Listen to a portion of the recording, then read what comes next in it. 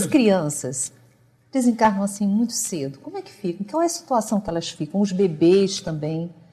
Veja bem, o bebê, o espírito desencarna como bebê, mas não significa que ele voltando ao mundo espiritual, a esse outro plano, que ele vai continuar a beber. Vai depender do grau de evolução. Minha filhinha, que desencarnou com 2 anos e 3 meses, Alcione, um câncer no neurovegetativo, 3 meses depois, a minha esposa sonha com ela no mundo espiritual e ela vem com a roupinha dela, que ela foi enterrada, etc. Mas depois, a minha esposa vira-se para ela, a Janete, né, primeira esposa, desencarnou com câncer também, vira-se para ela e diz assim: minha filha, você aqui se sente como criança? E ela disse: não, mamãe. E aí se transformou já numa moça, por exemplo, dos seus 28 anos. Então, o espírito continua. Agora, existem comunidades para crianças, sim, que o espírito vai depois, aos poucos, ganhando, igual aqui na Terra. Vai crescendo, né?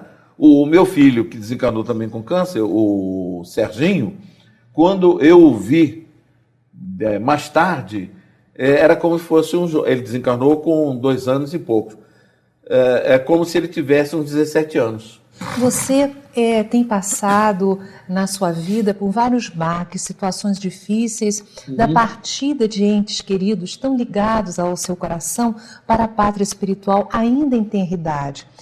Como é que a doutrina espírita tem ajudado você nesse processo? O espiritismo realmente me ajudou em muito, né? Em todas as provas.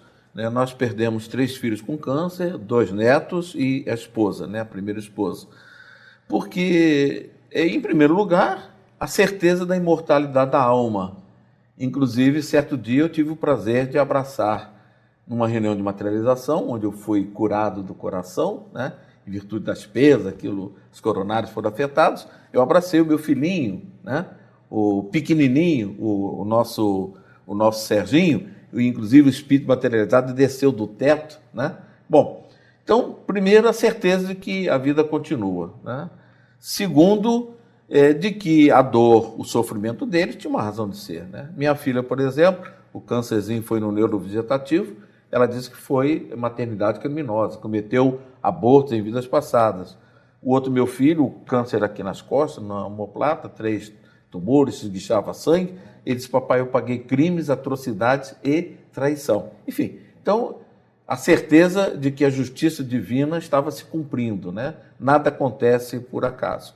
E, ao mesmo tempo, nos ajudou, porque em determinado momento, no dia do enterro da minha primeira filha, no dia do meu aniversário, eu vendo lá do 9º andar o velório, etc., e disse: meu Deus, tanta dor e tanto sofrimento não levam a minha Alcione para casa.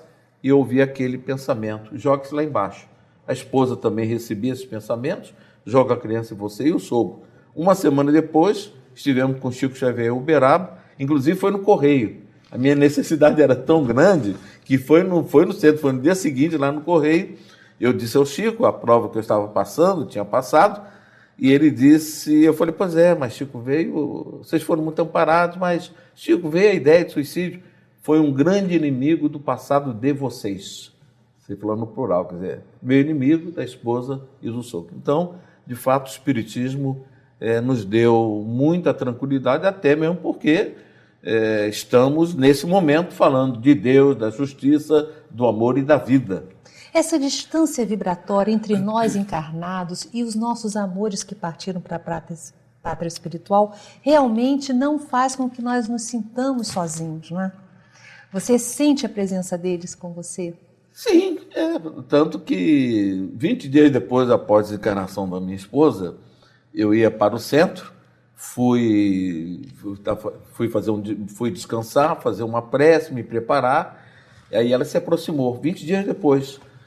E eu ainda disse assim para ela: minha filha, vai passear, você sofreu tanto, está tudo bem aqui na Terra, eu virei doméstico lá em casa, né, que ela foi embora, e vai passear, vai ser... Enfim, aí ela disse assim: como que eu vou deixar de ajudar aqueles que tanto me ajudaram na hora que eu mais precisei na vida.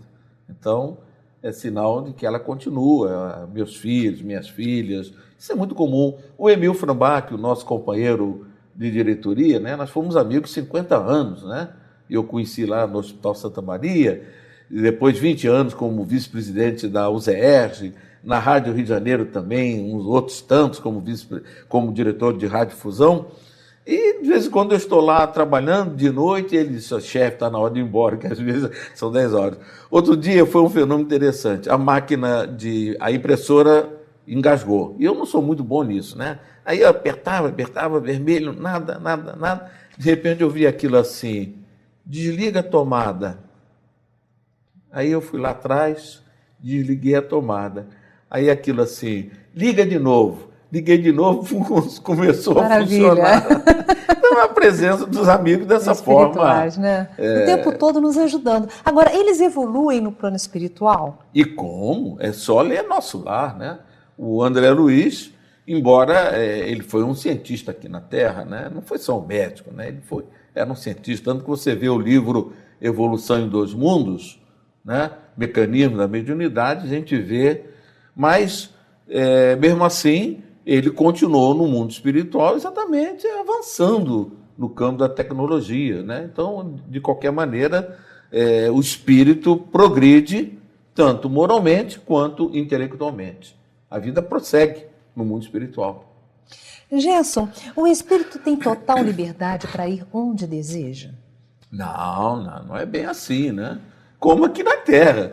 De acordo com os recursos econômicos, eu vou ao Irajá, né? Mas ir à Austrália vai depender dos recursos financeiros, né?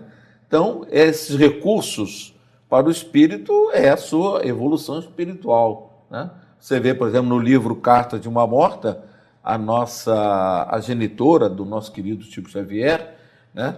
Ela fala da viagem da excursão que ela fez ao planeta Marte, né?